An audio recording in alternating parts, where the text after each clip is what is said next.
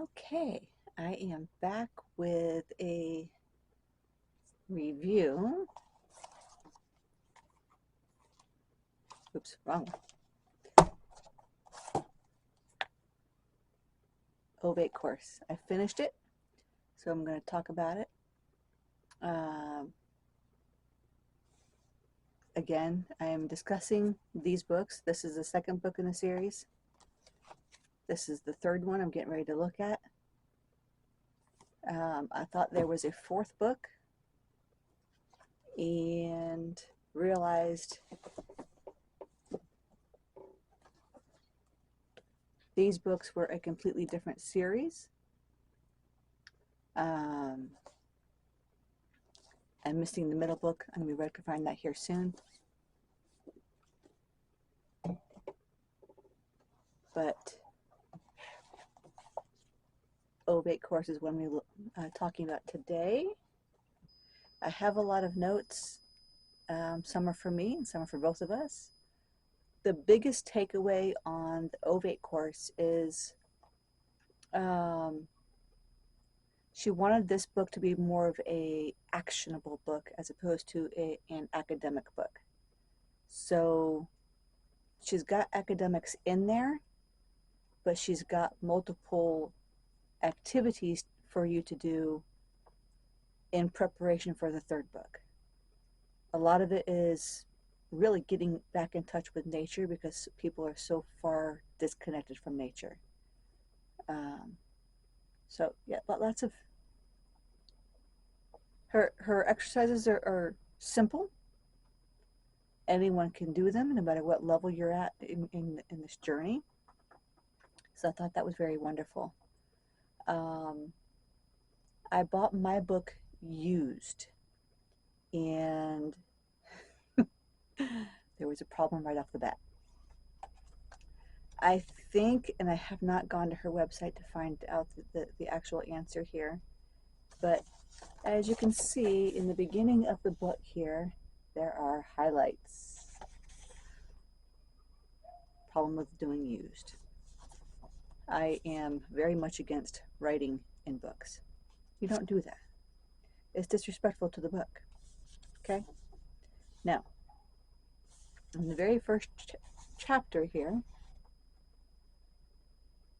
there is a song called Spirit Vessel that you're supposed to listen to on the very next page. Okay? The problem with this, and why there's no highlights beyond the third page of text, is that the song can't be found. Now, the purpose of doing this song is the rite of passage, which is why it's mentioned on the chapter 1, the rite of passage. And she wanted you to do a rite of passage between finishing the Bardic course and starting this one. That's why that's in the very beginning of this book. Now, she says that the piece is in the tradition of Steve Roach and Byron Metcalf. And I was thinking that meant that it was by them, but that is not the case. So we only have that piece of knowledge. The fact that the piece is about 24 minutes long, and this book was written in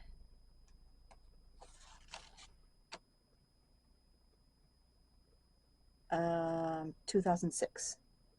So the song is at least that old. So if you have any better knowledge, go right on ahead.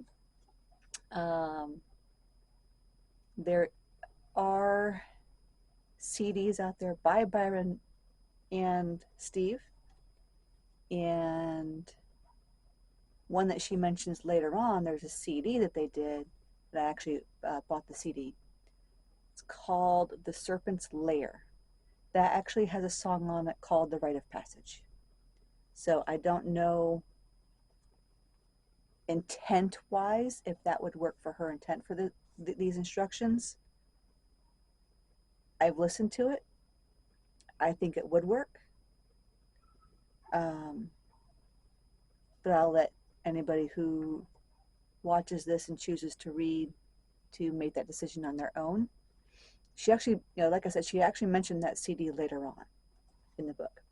So, okay. I do recommend reading it. For me, I'm not so much interested in the academics in this book because it's heavy on psychology. And I know that bridging the psychology and spirituality is possible. That's what a friend of mine's working on. I'm not interested in the psychology. So that part just bores me. Okay.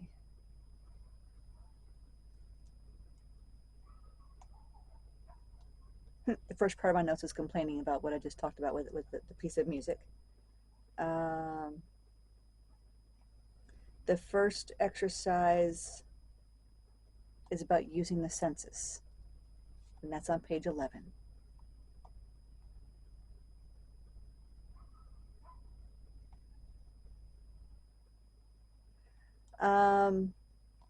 In my notes on this, for this book, before on the previous one, I kept everything as a paraphrase, but I wasn't able to do that on this one because there are a few points I wanted to discuss, and I couldn't think of ways to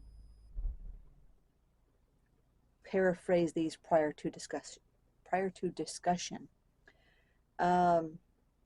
One of the points she mentions here on page 20, and yes, because I am speaking about her words, I have to actually properly cite it. So on page 20, she says, or he, I don't know the gender of the person, it just comes from the Grove of Dana, which is the Druidic order. Says, there is no such thing as sacred because all things are sacred.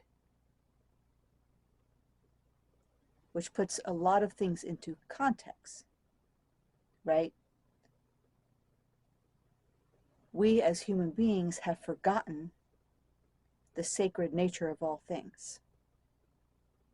It has been removed from our teachings, and that's part of the purpose of this course,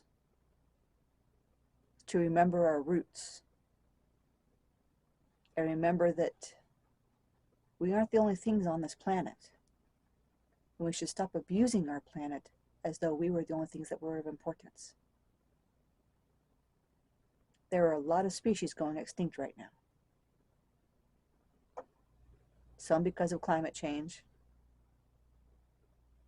some because we'd rather chop down trees and build houses instead of rebuild what's already there, and lots of reasons for it, but it doesn't make it good.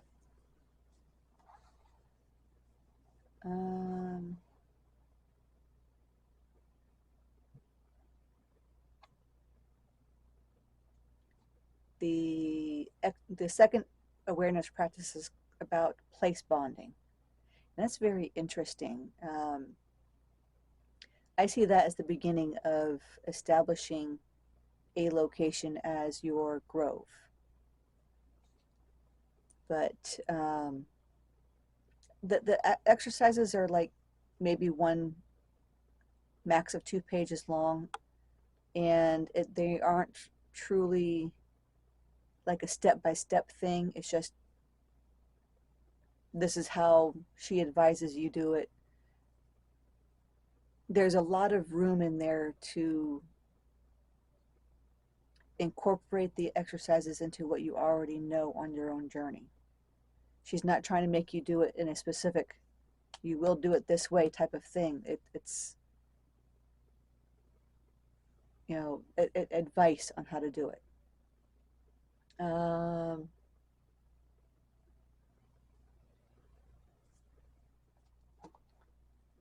There is a section there on page 45 downward spiral to meet your dawn, meet and have a vision, and then upward spiral to initiate it.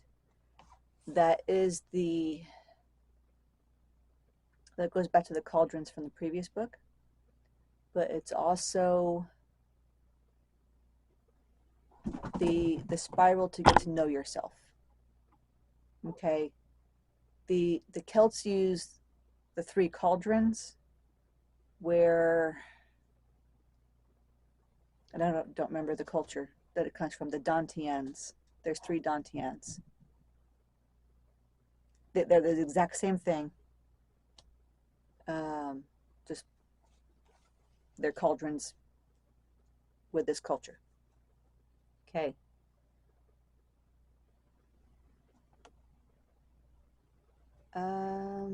Let's see.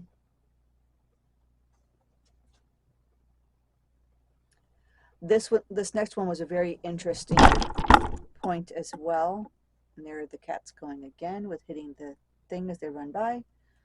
On page 46, she says that we cannot understand our soul without understanding the soul of nature, because they're connected.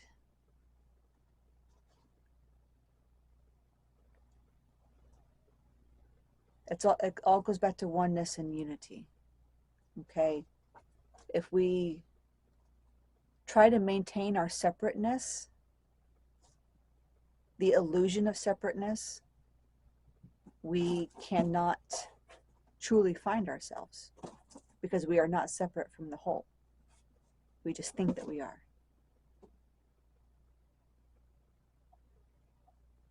Okay, then the next awareness practice is the sacred senses. And that one was really fun. I haven't done these. I don't know when I will. Homeschooling's been keeping me pretty freaking busy here the last couple of days. But it's viewing nature through all of your senses instead of the ones that we normally do. It was very, very cool to read. And then awareness practice number 4 is the elders of nature, which is also very interesting.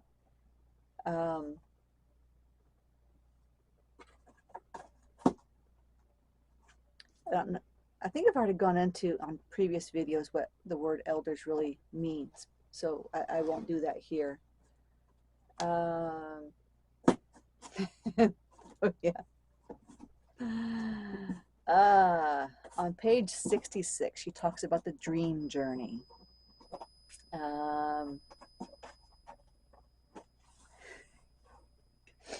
She writes down in there that purchasing dream journals to try and interpret your dreams is a waste of money. And I wrote in my notes a big, huge duh. The reason being is the images we get in our dreams are given to us for us to interpret ourselves. Each thing means something different. That's why the list of the synchronic numbers, the same thing. It means something different to each person. So 222 can mean something to one person and something different to another person. Yeah, so if you're thinking about buying a dream journal,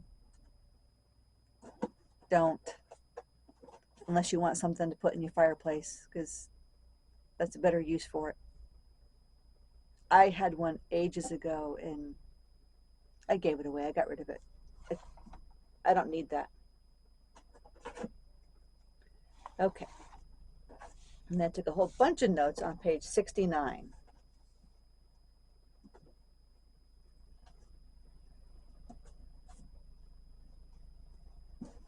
And my handwriting is atrocious. I have no idea what this word here is.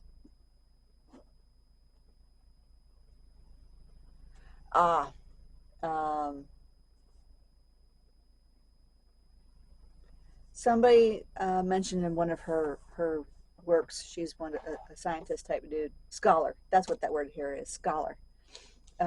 She mentions a scholar who says shamans are about ecstasy, where cults are about votive, and that's her word, not the scholar's word. And I wrote down, I think this is a reference to the use of psychedelics. I have not seen anything about druids using them. I jumped the gun there. Because when I read that passage, I'm like, druids don't use psychedelics. And the reality is, not all shamans use psychedelics either. The teacher that I learned the runes from, he used the same list of 9 things as this author did in that first book to about what makes a druid. So he went through that entire list and says, "Yep, this is me. I'm a druid too, I guess, but I'm a shaman." Right? Yeah. What I have learned through reading these books is that the words are interchangeable. That downward spiral that I just mentioned, she goes into it further in the book, and she calls that a shamanic journey. Okay?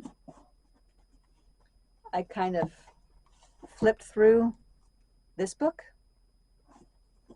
There's a chapter in there called Celtic Shamans.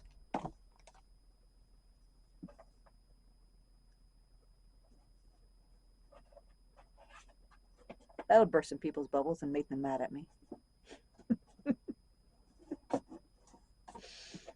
I don't know which term is older. I don't know if I'm ever going to know the history in this category, but I would wager that it's similar to the runes, of how the runes had to be altered in order to be kept because the church wanted them destroyed. So just like with the old material, the old stories, most of those were destroyed. If they weren't destroyed, they had to be altered. So we don't know the truth. Everything we know is speculation. If it's Dark Ages or before, it's all speculation. That stuff doesn't exist anymore. So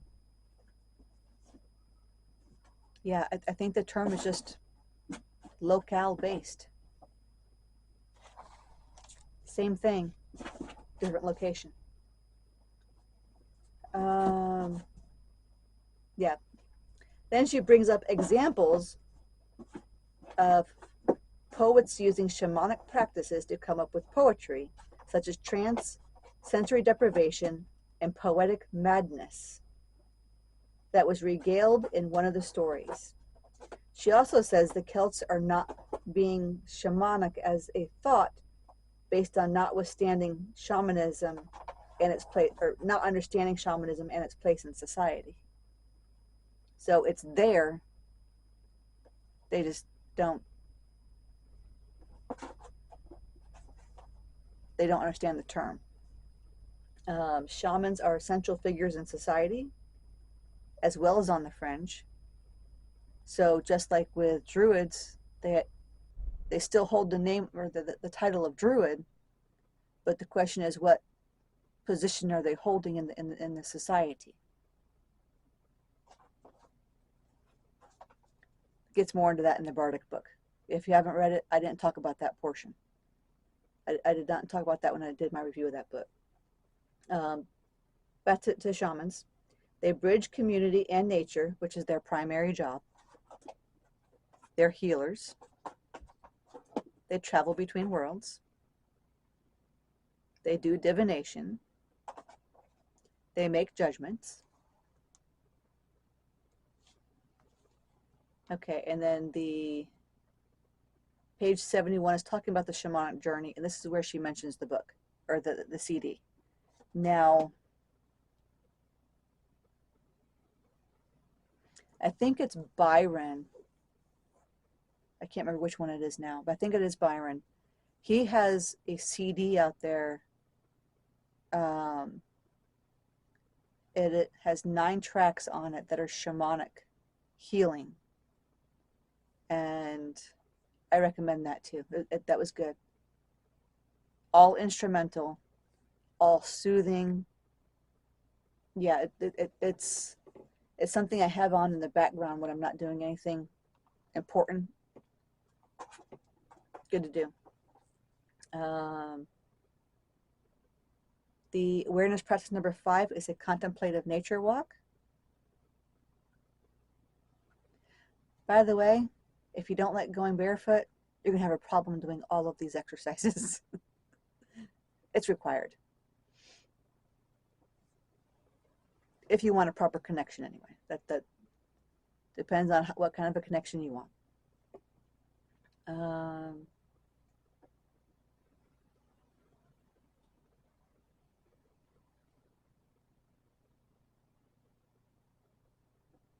Okay, she has a chapter on the Book of the Dead, and she talks about how she believes that all cultures have a Book of the Dead, and based on what I know and what was written in this chapter, it looks to me like the speculation she has in there is true, that the area called Little Skellig is a living book of the dead, which predates Christianity. And she uses the term in this area, shedding the outcropping of ego, which I thought was beautiful. I think that's an absolutely beautiful way of describing what actually should be happening instead of an ego death. Because ego death is taken as actually killing your ego. And I'm sure I've discussed this before, but it's not that we need to kill our ego. It's that the ego has overstepped its boundaries. So we need to reestablish those boundaries and knock ego back down to its size. Ego needs to refocus on what its actual job is. And we need to start doing our job that the ego took over. That makes sense? I hope so. Okay.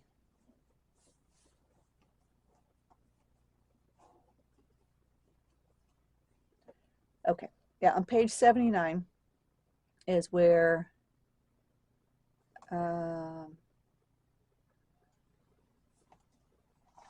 is it?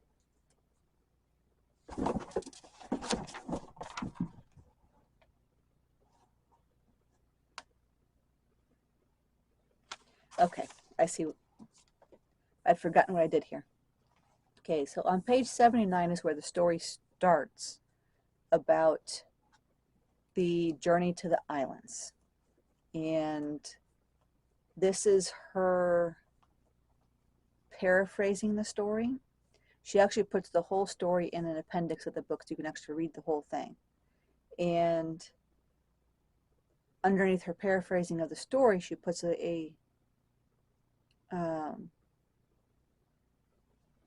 a takeaway.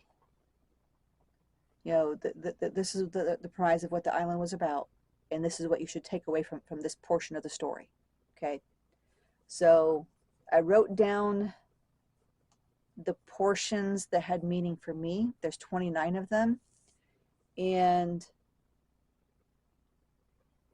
basically her intent here is that as part of the journey, we need to take each of those lessons at heart and learn them before moving on to the next island, right?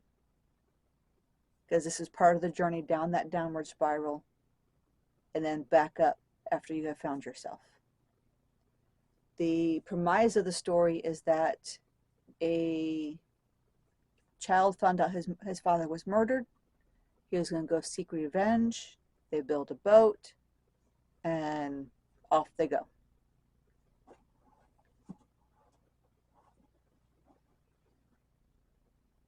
Um, the first thing that I wrote down that I thought was a good way of putting this is know your skills, but lean just a little bit forward. Not so much forward that you fall off, but just a little bit forward so you're growing, you're expanding yourself, right?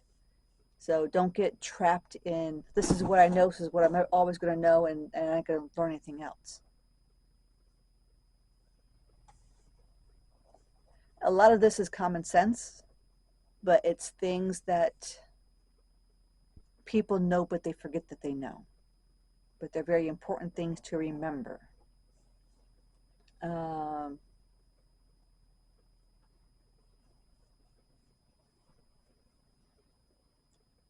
Cultivate trust in your soul. How many people have trust issues?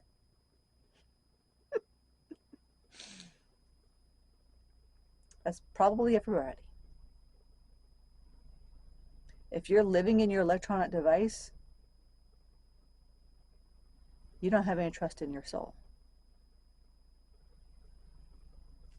Most people can't get past that island. If you're supposed to go in order in this book, you can't get past that island.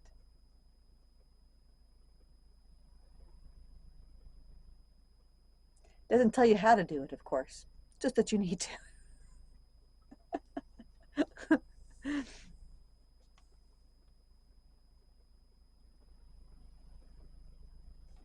um, on page 84 or 85, what gifts are being offered from the other world to help you on your journey?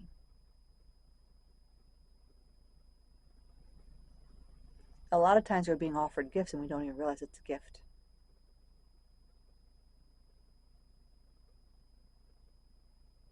Yeah. It can be something as simple as a pencil.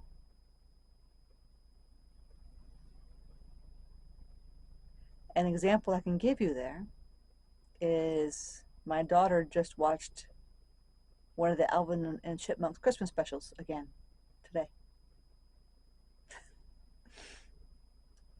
Dave was on a miniature crisis. Everything was falling down around him, and he had forgotten to appreciate what he had. And the Chipmunks reminded him of a Christmas where each of them gave him, I think one gave him a pencil, one gave him a piece of paper, and I forget what the other person gave them, or gave him, right? Very simple, nothing gifts, right? But he used those gifts to write his first hit song.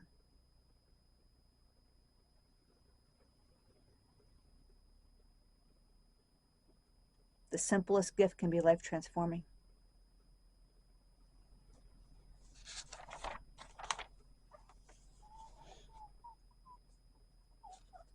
Surrender that which doesn't serve you.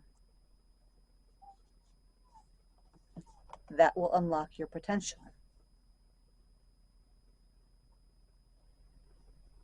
Stuck in a rut, can't let go of whatever it is, right? Most of us are in that position. Especially if you're stuck in a 9 to 5 job and you're miserable and you can't stand it. You don't want to be there. It's draining your soul. But you can't get out of it because you need that GOB or JOB, just over broke.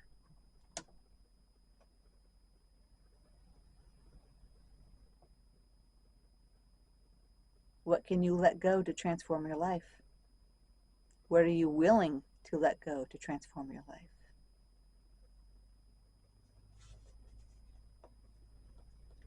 Take time to heal and restore yourself.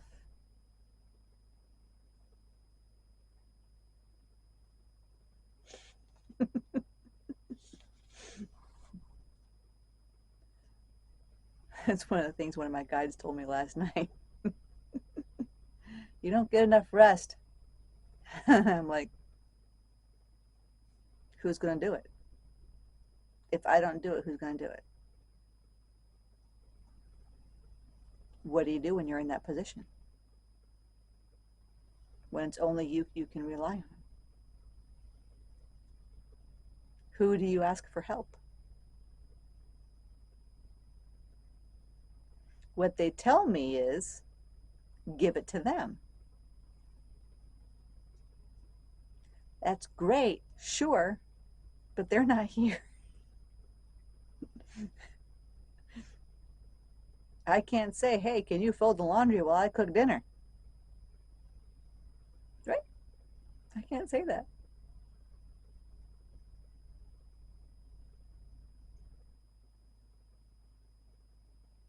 But that's what they say. Take the time to heal and restore yourself. But then this is also why people get sick. Because we don't take the time to heal and restore ourselves. And we do get sick to force ourselves to rest.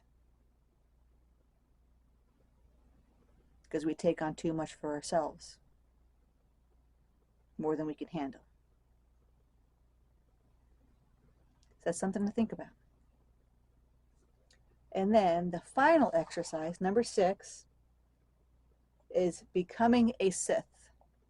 And apparently, a Sith means to peace. So finding peace. Which was actually pretty fun. I read that and I was like, yeah, that looks,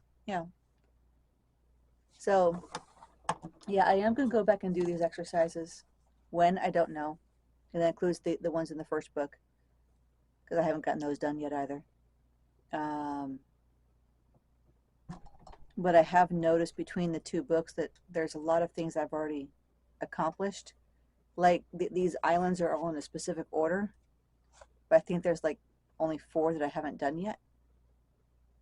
So I don't know if that matters. I would say not. But we've always got work to do. And just because we have finished one of those islands does not mean it's not going to come back and haunt us later in the game. So, but that's the Ovate Course and my take on it, my thoughts on it. Definitely a good book. There is for those who are struggling with meditation, there is actually a guide to meditation in here, right? Which, that's it, just 1 page. Now, in both of them, I don't know about the Druid course yet because I haven't looked, but there is, in the appendix, there is a guide to reading the Irish words that she uses. So,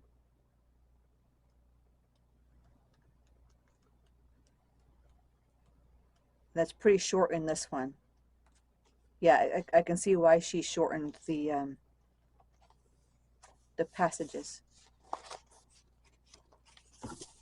That's how thick the actual story of the voyage is. It's pretty thick. So